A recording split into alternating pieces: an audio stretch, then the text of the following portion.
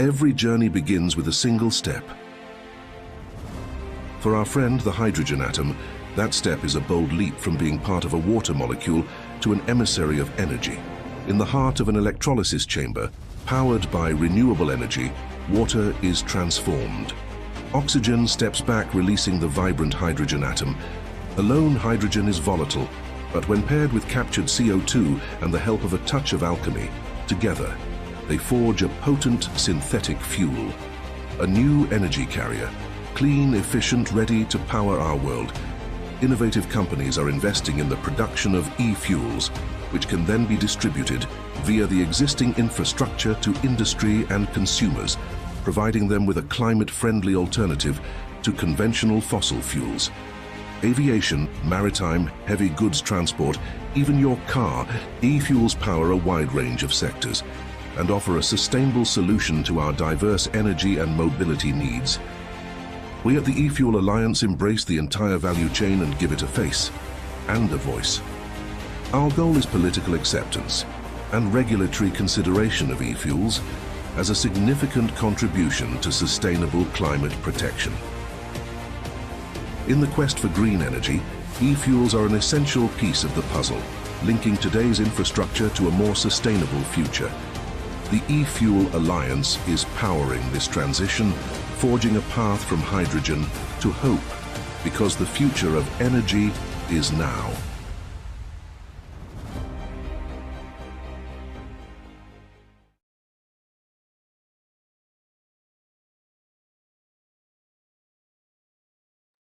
A warm welcome from my side. I'm Jan, Head of Press and Public Relations here at the eFuel Alliance, and today your technical assistant.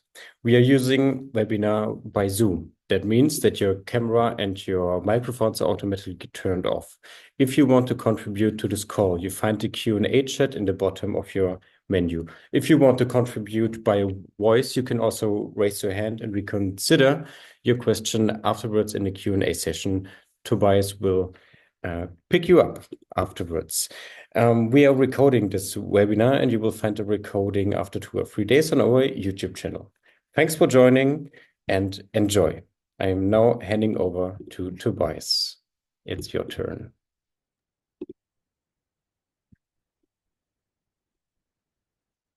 And here we go.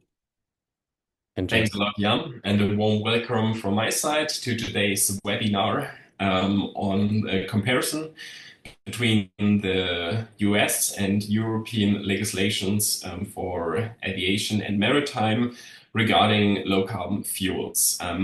As mentioned, my name is Tobias Block. I'm Chief Strategy Officer within the eFuel Alliance, and I'm happy to welcome today a distinguished speaker, Pierpaolo Gazzola.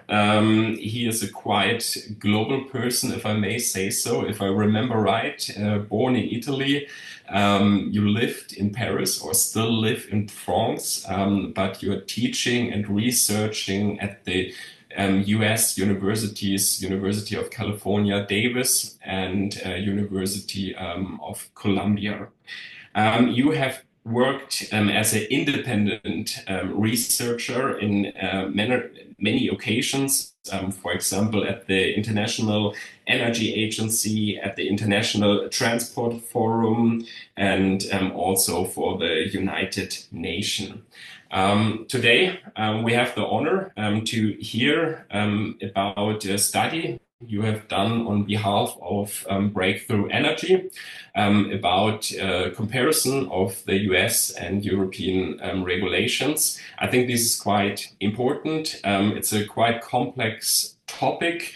It's not easy to keep an overview about all of this. And of course, it's highly political.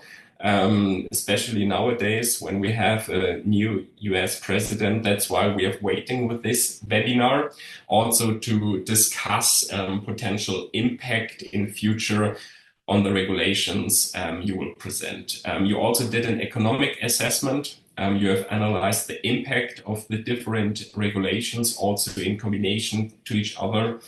And with that, I would like to hand over to you. It's your floor. Thanks again for presenting. And please, Pierpaolo, go on. Thank you so much. Thanks for inviting me. It's great to have a chance to speak about this. I will share screen and let me know if there's any issue. Okay, so I'm going to walk you through a piece of analysis that we did, got published in September last year, that compares the EU and US policy frameworks regarding low carbon fuels in aviation and shipping, including, but not limited to, hydrogen-based fuels, hydrogen derivative e-fuels. And yeah, so what we did is, so what you're going to listen to is how we frame the analysis, which kind of policy context we took into consideration, which kind of technologies we looked at. Then I have a few slides on the interaction between different technologies and different policies with respect to costs and greenhouse gas emission abatement capacity, essentially outlining the key findings. Then there is one transitional slide on key policy decisions that we think need to be considered at this stage and our recommendations. The report is available. It's available on the UC Davis website. And I added here the DOE at the bottom of the page. If you're interested, it would be great maybe if the organizer could share information on this in the chat or so that everyone can access. Okay. First, a slide on what we did. So we looked at current policy measures. So current at the time, now they're still very relevant right now. At the moment, there are no major changes compared with September. And so we looked at these policy measures and how this can stimulate lower carbon alternative aviation and maritime fuels. We looked at different technology options. We overlaid technology considerations and policies with the aim of evaluating what could be the impact of US and EU policy frameworks, which are ultimately trying to stimulate technology acceleration globally. And we also wanted to assess region-specific and broader interactions and identify potential holes in the policymaking process that could be interesting to fill in the next, let's say, term. And so that's where you have the elaboration of our policy recommendations. So here is the general context, high level, of what the EU and the US have been home of really comprehensive policy developments over the past few years. They started, I would say, well, COVID accelerated a lot of things. But yeah, on the US side, key pieces of legislation are the Infrastructure Investments and Jobs Act, also called Bipartisan Infrastructure Law, and the IRA, the Inflation Reduction Act, and implementing acts attached to it. There are also legacy policies that affect fuels. They include the Renewable Fuel Standard, which is in place since 2010 in the US, and also in the case of California and other states, the low carbon fuel standards. Low carbon fuel standards, which have been inspirational for a number of policy developments, I think, on the EU side. So on the EU side, things start from the Green Deal and all the following actions, including taxonomy, EU climate law, next generation EU fund, and then the Fit for 55 package with the important policies. I'm going to give you more details afterwards for specific to aviation and maritime. And then a further acceleration of renewable with ReFuelEU and let's say a stronger acknowledgement of the industrial challenges with the Green Deal Industrial Plan. And then the confirmation of the intention to move on with the 2040 climate targets. So that's the high level framework. I'm sure you're familiar with it. When it comes to the US, looking more closely at shipping and aviation. So we were in 2024 when we published. So we still covered aspects related with IRA staff credits that ended in 2024. That's a 40B. But then there are other, let's say this was picked up by the clean fuel production credits, the 45Z, that are still applicable now. There are credits also applicable to hydrogen, and they are also relevant for synthetic fuels. There are credits for CCUS and DAC, which then are also indirectly relevant for synthetic fuels if they are derived from either of them. The entity is different. There are also other credits, advanced energy project credits. There are specific loans. There are also, well, either for aviation or for shipping.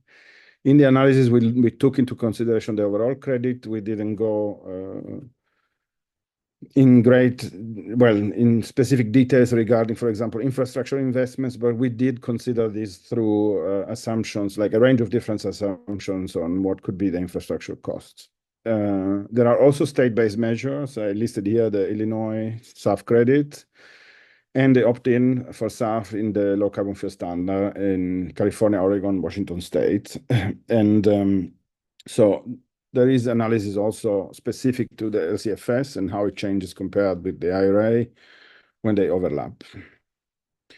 In the EU, the key policies for shipping and aviation include the ReFuelEU Aviation and FuelEU Maritime, which are two low-carbon fuel regulations, with sub-obligations for synthetic aviation fuels in the case of aviation, so specifically relevant, I would say, for e-fuels or RFNBOs, or RCFs, so recycled carbon fuels. And then, so these include specific exclusion for fuels from food and feed crops, specific requirements for greenhouse gas emission cuts,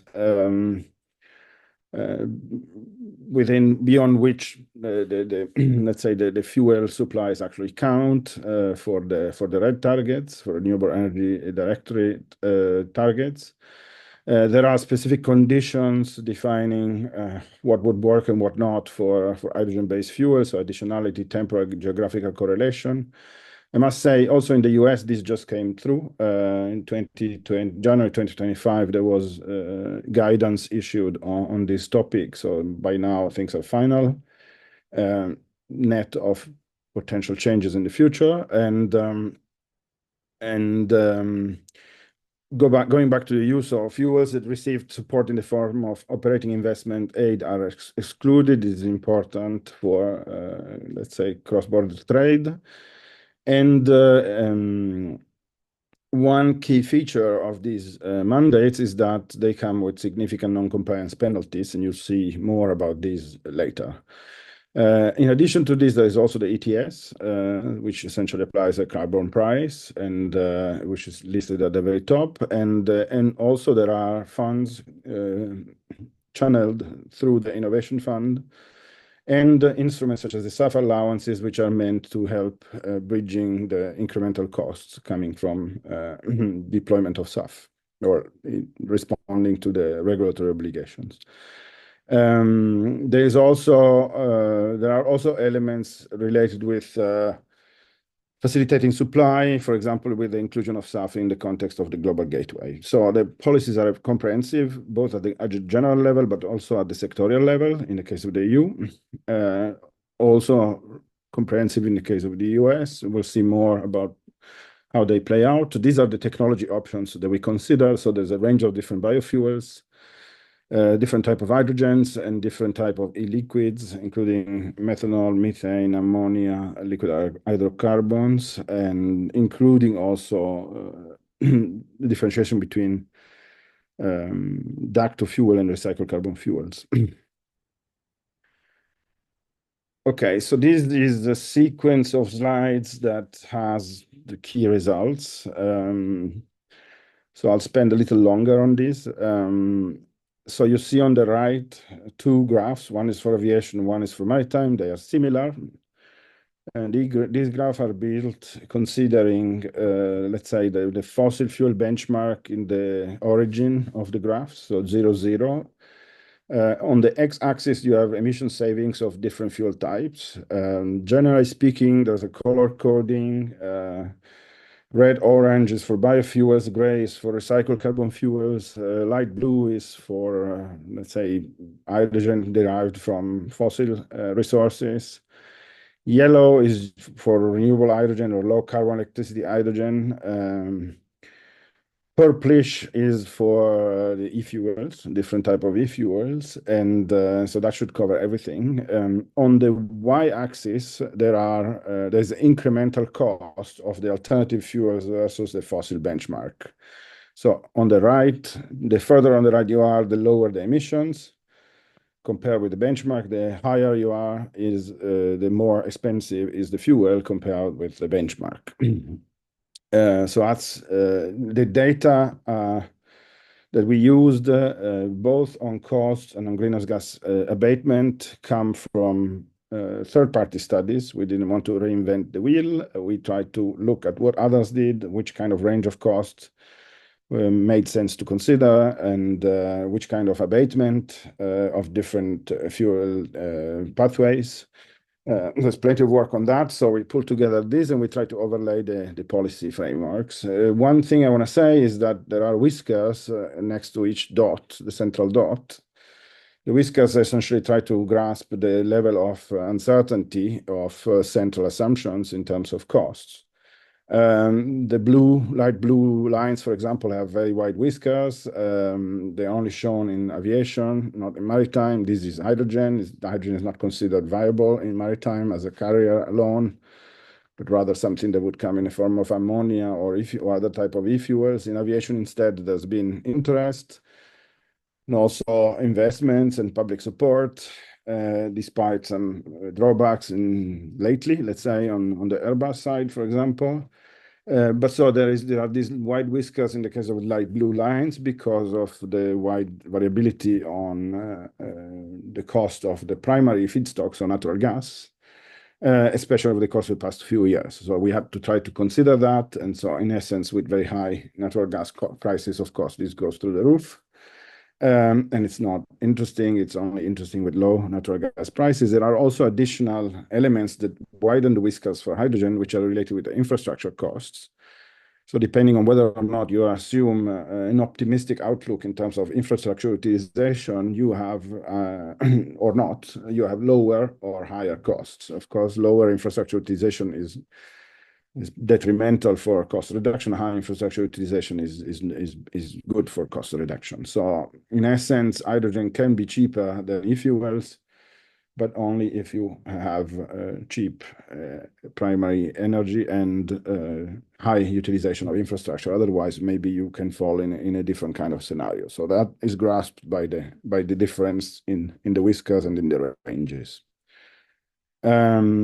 So this is the case of no policy. So essentially just with the costs as they appear near term. So we use 2030 as an indicator there, but that means we use essentially data reflecting relatively near term inputs. Information came from IEA, IRENA, Maersk, McKinsey, Moller Center,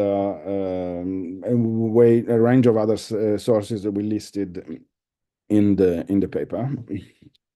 Here, you have a comparison of a case of no policy, which is now moved to the left, and a case with IRA credits.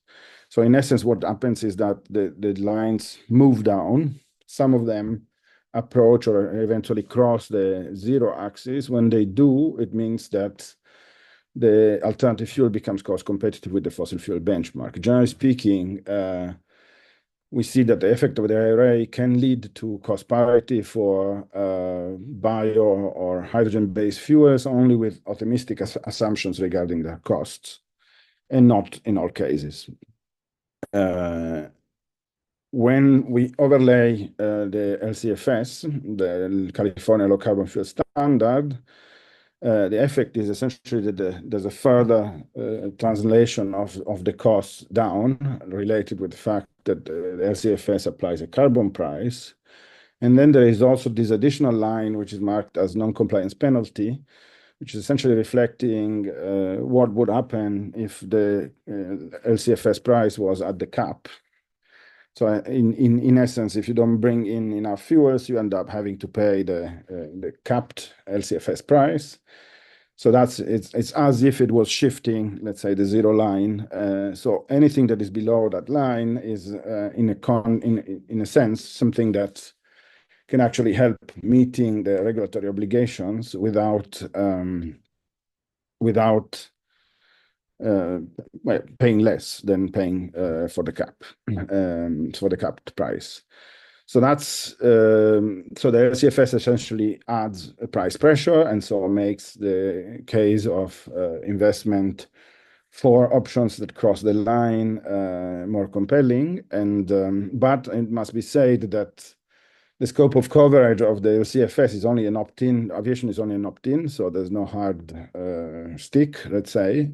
And maritime is the scope of coverage is very narrow, and so the applicability of these in the case of maritime is not wide, and it doesn't cover most of the fuels that are actually used in the sector. So it's interesting to see these also in the transition to the next slide, because there is essentially a mechanism increasing incentives to produce the fuel that doesn't come through crossing the zero line. So this is the case of the EU, where on the left there's again the no policy case, and on the right there is a case with the EU regulation and the ETS. So the ETS brings down the lines by the cost of the carbon price. And then the regulations add these non-compliance penalties, which are fixed in the case of maritime and variable depending on the cost of bio-SAF or synthetic SAF in the case of aviation. So there we assumed an average for the synthetic and for the bio, and we trace those two lines. But in essence, by design, the non-compliance penalties are higher than the SAF price, no matter the kind of technology, the technology group that applies. So what happens in this case is that the EU policy framework essentially brings the different alternative fuels into the profitable area by having strong non-compliance penalties without bringing major cost increases across the board, because we're talking about small market shares which are required by the EU legislation. So the impression that we get is that there's a stronger case essentially to supply fuels in the European environment given the strong non-compliance penalties than there is in supplying or producing the fuels in the US environment. I must also say that there are, you're probably all familiar with this, but there are also specific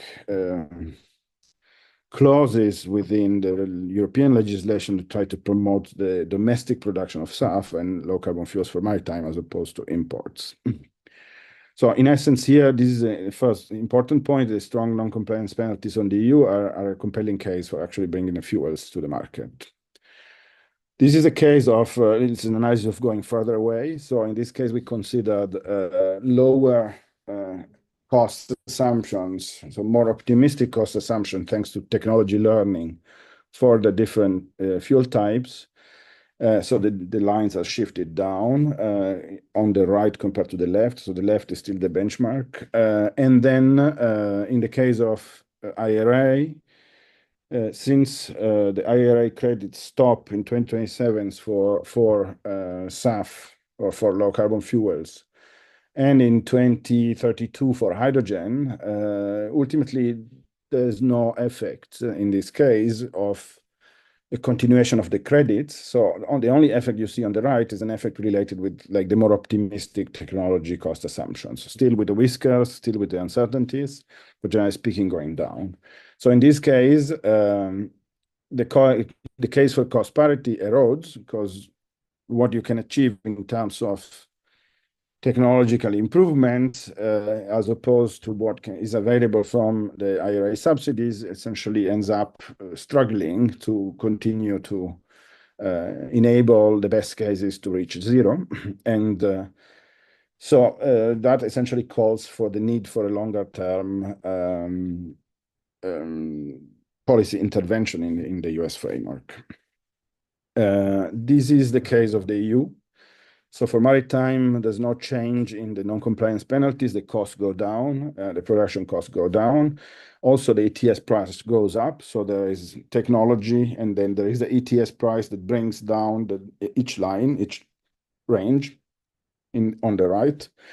And then there are still the non-compliance penalties, meaning that the European framework in the post-2040 actually becomes generates stronger incentives and actually makes alternative fuels in a number of cases really almost cost competitive because it also includes essentially penalties on the fossil fuel side through the ETS and the carbon pricing. One aspect which is interesting is that if BioSAF end up being at zero or below zero, the non-compliance penalty also goes to zero. So, and in general, if the cost gap, the price gap between the SAF and the benchmark is narrow, the fact that the non-compliance penalty depend on the distance, let's say, between the average SAF price and the benchmark means that also the non-compliance penalty diminishes in terms of capacity to bring or make a compelling case for SAF coming to the market. This is a challenge, especially if there are, for example, supplies that can come at the beginning at low costs, then for BioSAF, because this could leave the non-compliance penalty too low in order to stimulate the deployment of the next more expensive SAF, BioSAF technologies, and could create a situation where you're actually better off, or from an industry point of view, simply paying for the non-compliance penalty rather than trying to supply more SAF. So that's one aspect that we'll flag as an area of policy intervention in our view. Okay, so here is, in summary, basically what I try to explain. So in the US, we see incentive-based policies only partially closing the cost gap. Biofuel credits have the issue of not extending beyond 2027. Regulatory requirements beyond 2025 in the case of the renewable fuel standards or federal level. There are also hydrogen credits that stop in 2022. So there is essentially an issue of time frame and time horizon that is more problematic in the case of the US as opposed to the EU. The state level LCFS, in particular California, only include a very small part of total shipping and aviation fuel demand. So that's another issue. There's a need essentially to expand and include proper coverage. Ideally, this would be better done internationally, but there's also a case for domestic action. And I have the two last bullets. Yeah, so this essentially limits prospects for sustained demand, domestic demand. There's more interest probably in export. And there is, on the positive side, there is the fact that the mechanisms which worked through tax credits is actually easier and more capable to distribute quickly public funds in order to accelerate innovation in comparison with the case of the EU, in our view. Looking forward, I flagged this earlier, so there are now final rules for clean hydrogen production credits and fuel production tax credit, 45V, 45Z. In the future is, I would say, unclear at this point. There could be different drivers that keep the tax incentives in place. For example, the fact that significant investments were made in Republican states in the US, and this may be a case for actually maintaining the policy framework. There are also other signals that went in the opposite direction, and like strong reviews of federal findings, significant cuts, and also more emphasis given to oil, gas, coal, nuclear, and biofuels than to renewables. So that this will depend on what's going to happen. One aspect that we understand is that the IRA, repealing the IRA tax credit would require congressional action. And so this would take time, but still, I would say the recent developments make the US policy framework more uncertain compared to the case where that was there in September when we published this. On the EU, so we see a greater capacity to mobilize demand for both shipping and aviation. This is due to the combination of mandates, high non-compliance penalties, and also the ETS integration. Now, both shipping and aviation are included in ETS, even if with different approaches. We'll see what happens with CORSIA, with aviation, but there are options to actually act in a similar way to what has been done on the shipping side. Yeah, we see the European system as something capable to provide a clear price signal. We see the system, the policy framework more predictable. There are a few caveats. One is what I mentioned earlier, the SAF, let's say, cost gap. If you have cheap supplies at the very beginning, and the non-compliance penalties being a function of the SAF price, and then also the fact that there's no specific clear synthetic fuel requirement in FuelEU Maritime. So those are, let's say, less good features, and also we see the fact that the distribution of the innovation funds going through specific agencies like SINEA or the EIB, we see this as something that can come with strong steering capacity, but also that could be slower in terms of implementation as opposed to the tax credit mechanism used in the US. And so in that case, we think this is a limitation of the EU policy framework. So now we are facing basically some key policy decisions. One is whether we want to prioritize diversity in the fuel portfolio, or rather funnel more funds on a single fuel. So there's obviously the advantage of diversification because it helps maximizing or hedging against risks. There is also the fact that in some cases, especially when you need new infrastructure, focusing on single fuel can actually reduce the infrastructure cost. And so that's potentially more interesting for reducing unit costs of that fuel. And so this is a tension. There's a second tension, which is whether or not one wants to maximize near-term greenhouse gas emission benefits, like, for example, with larger volumes of fuels with lower capacity to actually reduce emissions, or optimize the long-term trajectories, focusing more policy on what can actually bring to the market the, let's say, lower carbon, potentially lower cost fuels that still need technology learning and scale to actually deliver. So that's a second tension. And then we have a third bullet here talking about the fact that there's a need to balance also different kind of instruments, regulatory requirement, pricing mechanism, incentives, what makes fuels more expensive, what makes them cheaper. Ultimately, their goal being to combine better environmental profiles with lower costs and greater energy security at once.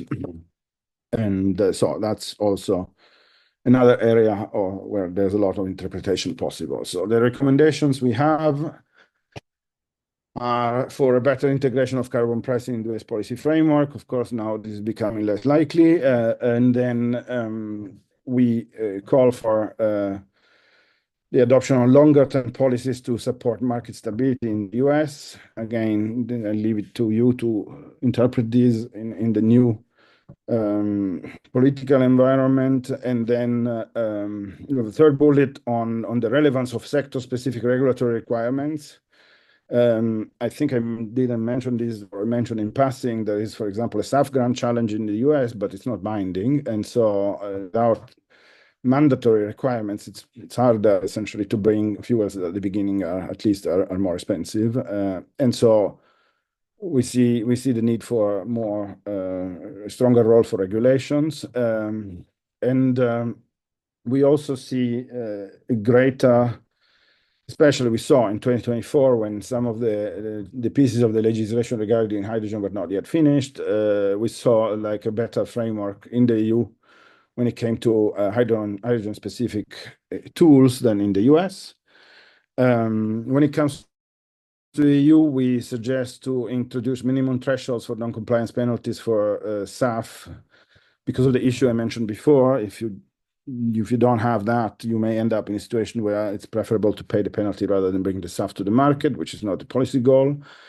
And then we have a bullet on the fact that the way hydrogen-based fuels in shipping are brought in is subject to some degree of uncertainty.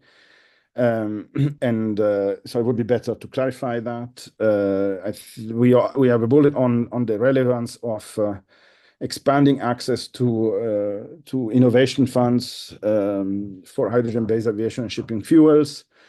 I mentioned before that let's say the linear mechanism with tax credits than with like specific delivery through agencies. We also mentioned the relevance of long-term agreements, contracts for difference, contracts for carbon contracts for difference, so it's wrongly written, as ways to actually stimulate market demand, similar to what is being done in the electricity market, and also helping stakeholders to strike lower prices than what would come. So essentially securing supplies at more competitive prices, so with benefits on the supplier side and on the end user side at the same time. Then we stress the importance of maintaining strict sustainability requirements. The issue is without those, one ends up with misleading policy signals. And if you do that, then it becomes very difficult to handle the complexity of whatever the market created for you. This is very clear from the biofuel environment and the early developments of the European and US biofuel policies, in my opinion. And I think this applies also to hydrogen-based fuels. I know this is a subject where we may actually disagree with Tobias. And then it's not the only one. Also, the focus on aviation and shipping for me is fundamental. Then there is a bullet on the importance of easing, let's say, more international buy-in into the low carbon fuel for aviation and shipping through aligning life cycle greenhouse gas emission accounting and sustainability criteria certification. That's important, especially at the IMO and ICAO level. And we have a bullet also to underline the relevance of power and biomass to liquids, which are included in the EU framework. I think, well, for what I've seen in the US, they have been less considered than what I've seen on the European side. So we thought it was relevant to have a specific call out for the PBTL. And that's it. This is my email. I would be more than happy to take questions in writing, and I hope I wasn't too long. Thanks a lot, Pierpaolo. That was an impressive study. We already got a lot of questions in the Q&A. Maybe I would like to start with some assumptions for the calculation. On page 11, you mentioned, or you have shown a maximum GHG reduction of up to 80%. Can you elaborate a bit why it is not more? Because I, for example, know that there are also life cycle analysis with more than 80%. Do you know the reason why you just have 80%?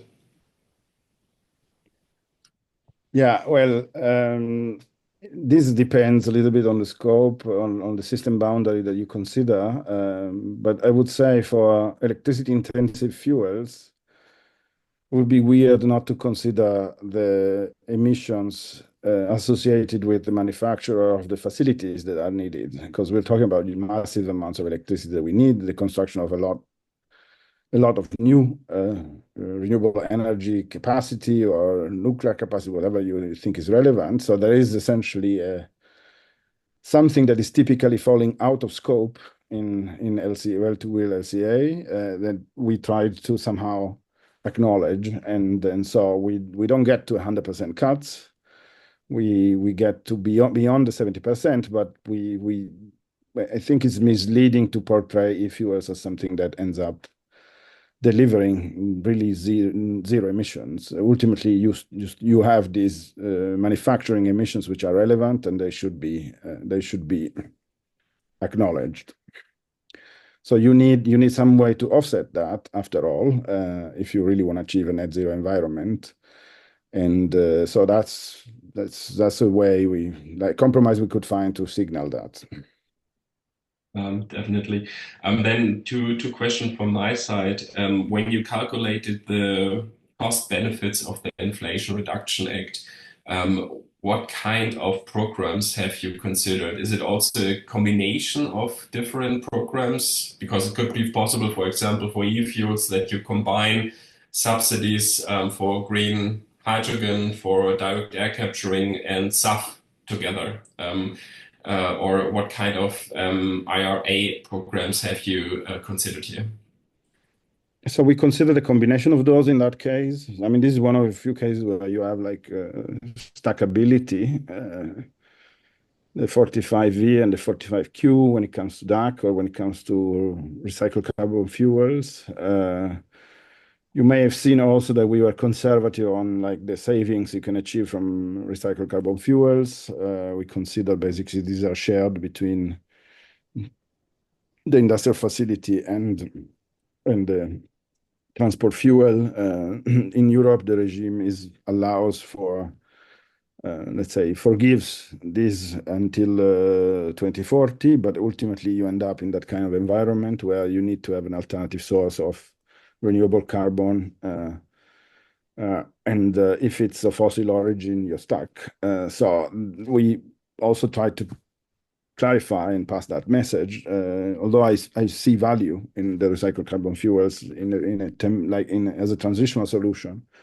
I mean, ultimately there is a serious problem that could end up reproducing some of the challenges that we have seen, for example, in the biofuel policymaking framework. So that's also why there's this more conservative take on the LCFs. I decided to add this to your question. I'm sorry, but I thought it was relevant. Thanks a lot. Maybe staying a minute with the Inflation Reduction Act, there's a question from Maja Henriksen. She is asking if a producer of hydrogen or hydrogen-derived fuels in the US will have to disregard any IRA production support if they want to export to the EU. I think you know more than me on this, Tobias, because we had a conversation about this. I can take over. Yes. So it depends a bit what kind of IRA support you take into account if you want to sell the fuel in the EU and if you want to benefit from the RFMBO definition. You're not allowed to take any subsidies for the renewable electricity generation. So this won't be possible. But from our analysis, it is possible to benefit from the green hydrogen tax reduction, for example, and also the direct air capturing tax reduction. So you can take some subsidies, and that's also an interesting case, Pierre, which you, I think, have not considered, a combination of a production in the US, so taking IRA subsidies, and then sell it in the EU, in Europe, and benefiting from the demand signals that we have here. I think it's not, I mean, let's put it this way. I don't think the best kind of, the least cost areas of e-fuel production are all in the EU.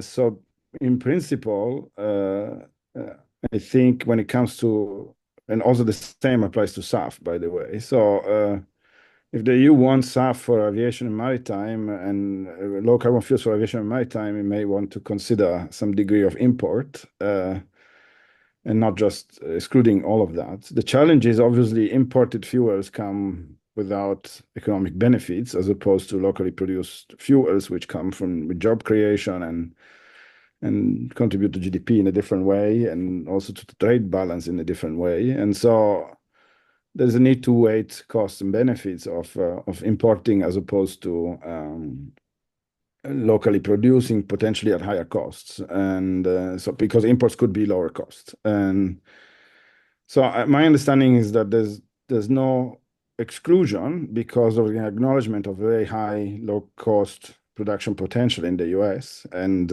not just in the US, by the way. And I think that makes sense personally. At the same time, I think ultimately, if we swap the fossil fuel imported with let's say synthetic fuel imported, we end up still having the same energy security and dependency benefits challenges.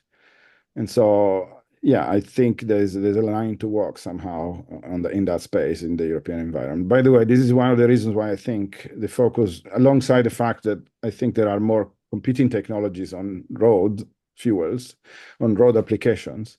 It's one of the reasons why I am especially interested in when working on e-fuels to look at aviation and shipping, because I think those are sectors where demand will be resilient in a low carbon environment, far more than in the case of road.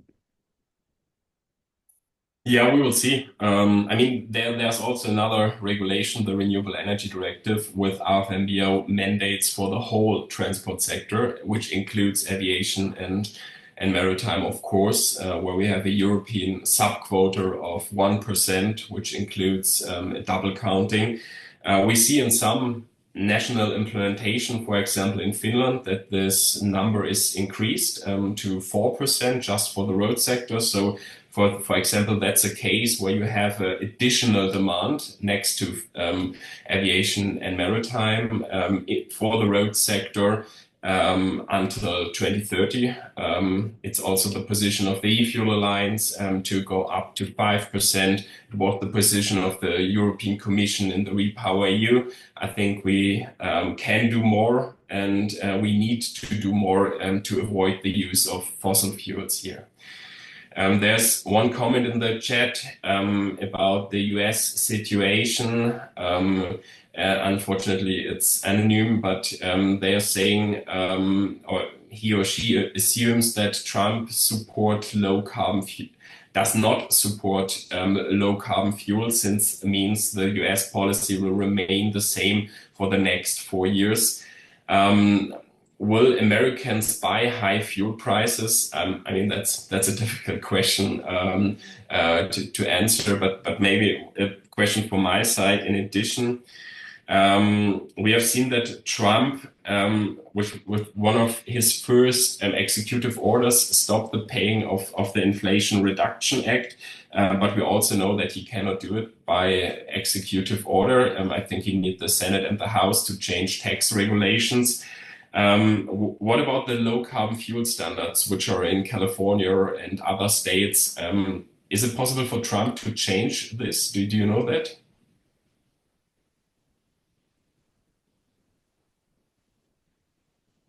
Okay. On this, I don't know the full details.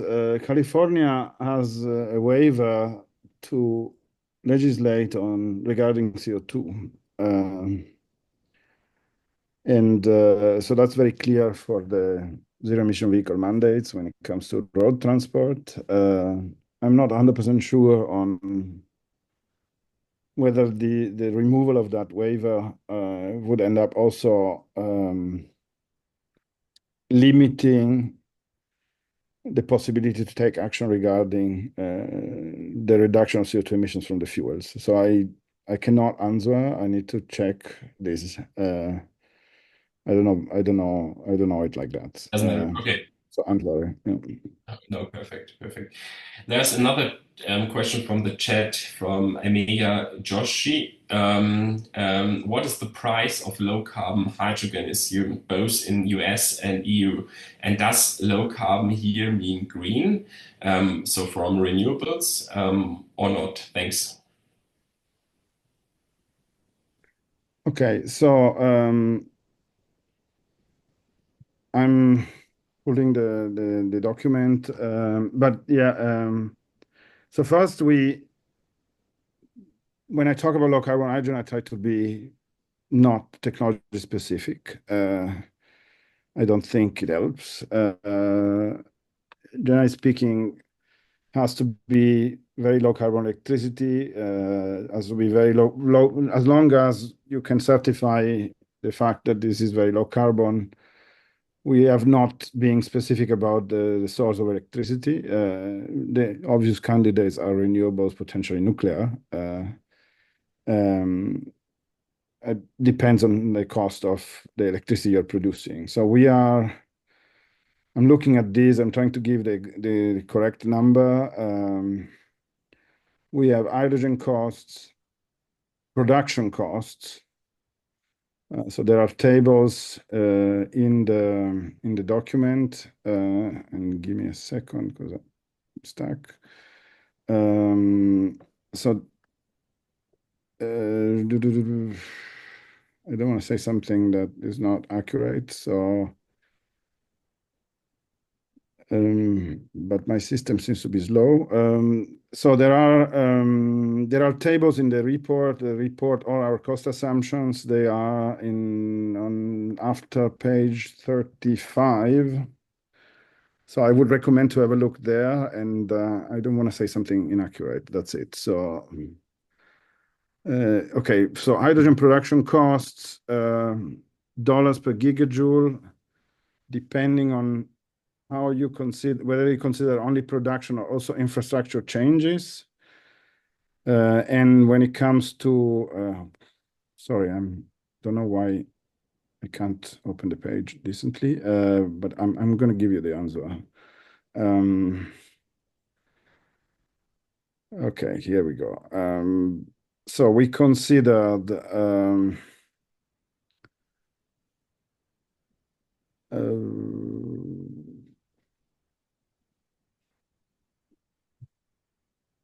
range that goes from $8-9 per gigajoule in the 2040 framework to $25-29 per gigajoule in the near term for hydrogen for low carbon electricity,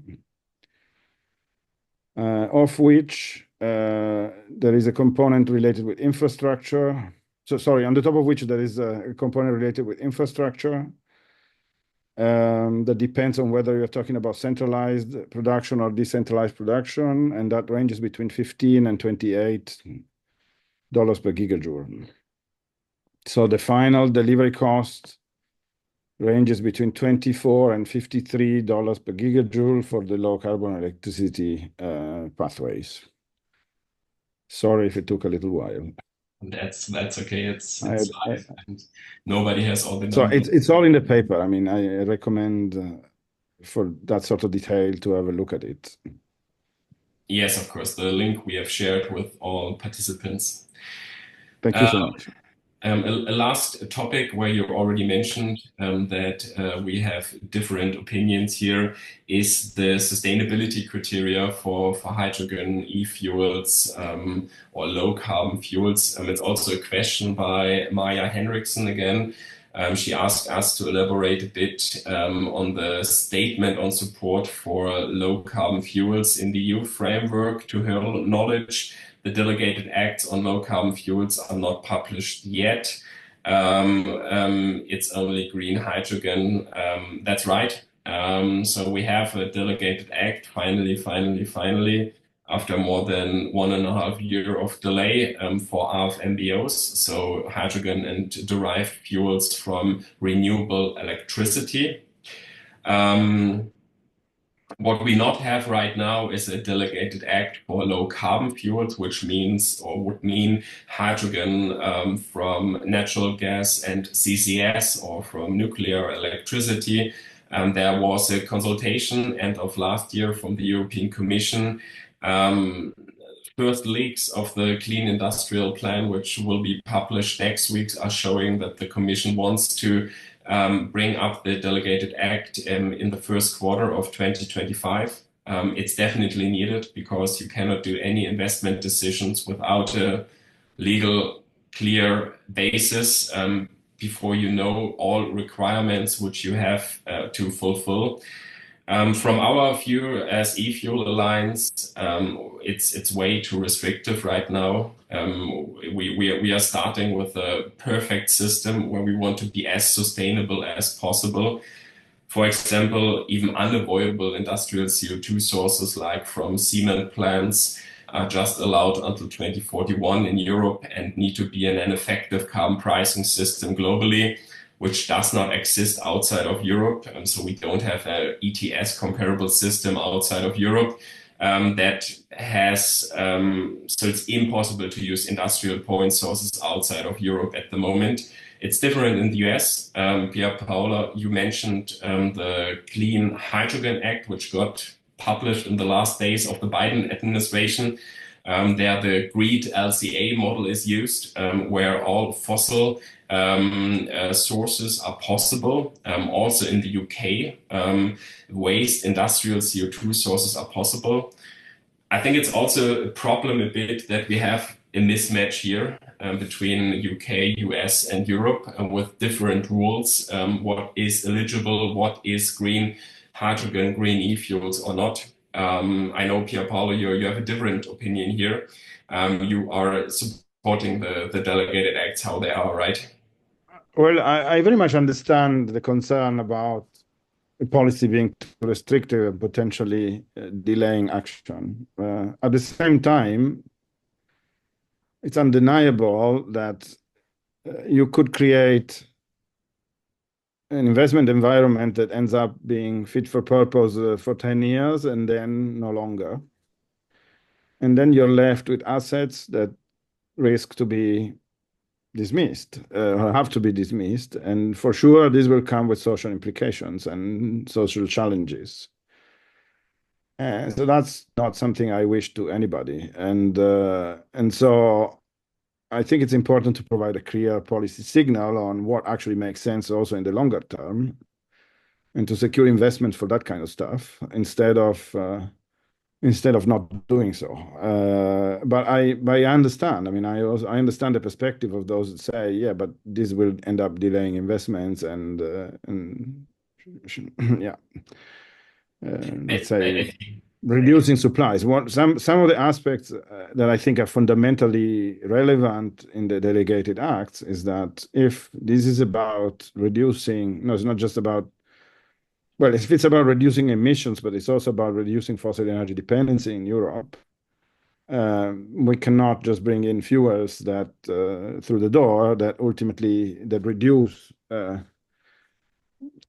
fossil energy demand on one hand, let's say directly, but ultimately bring it in through the window.